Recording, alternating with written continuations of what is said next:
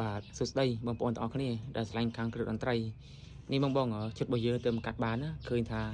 បងអត់មានពេលរៀបចំជាឈុតទេបងអើយឥឡូវរវល់ពេកចឹងហើយក៏សម្រាប់ចិត្តមកលក់បំបែកតែម្ដងណាព្រោះឃើញមានបងក៏សួរនាំច្រើនដែរទាក់ទងទៅនឹងសម្បកធុង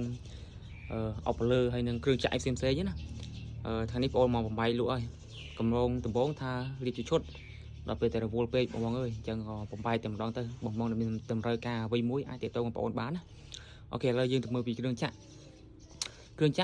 យើងមាន mixer នេះកូន mixer នេះមួយ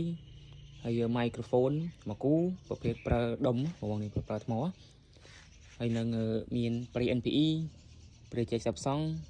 ហើយ Echo Low 1មាន Bluetooth បងហើយនឹង ampli Low I ហើយនឹង ampli karaoke នេះគ្រឿងចាក់មានប៉ុណ្ណឹងបងនឹងចង់បានអ្វីមួយអាចទៅទងបានណាអូខេឥឡូវយើងទៅមើលពីបាសហើយតម្លៃចាំយើងទៅមើលពីតាមក្រោយនេះបងបាសយើងមានធុងដាច់មុខ5ទឹកមាន2ធុងហើយធុងព្រោះអញ្ចឹងនៅក្នុងគឺមានអុកលើទាំងអស់បងមានអុកលើទាំងអស់ហើយទាក់ទងត្រង់អុកលើនេះវិញគឺ5ទឹកក៏ជា5បងមាន4គ្រាប់អស់ស៊ីន1គ្រាប់នៅស៊ីន3គ្រាប់តែដល់ណាមួយទេដូចជាមួយណានេះដូចជាមួយនេះមួយនេះឯងនេះជួសជុលមួយនេះឯងមួយនៅស៊ីនហើយនេះក៏នៅស៊ីនដែរគាត់ថាវាលបើច្មោះបន្តិចមួយនេះក៏នៅស៊ីនដែរនៅស៊ីនអញ្ចឹងអត់ស៊ីនតែមួយទេហើយនឹងធុង solo សម្បកធុង solo បងមានតែសម្បកឯណានេះសម្បក4ទឹកហើយនឹងដាក់អីគួយផ្កាច័ន្ទតោះឥឡូវយើងអូភ្លេចមើលខាងក្រោយមើលសភាពពីខាងក្រោយនេះជាងហៀង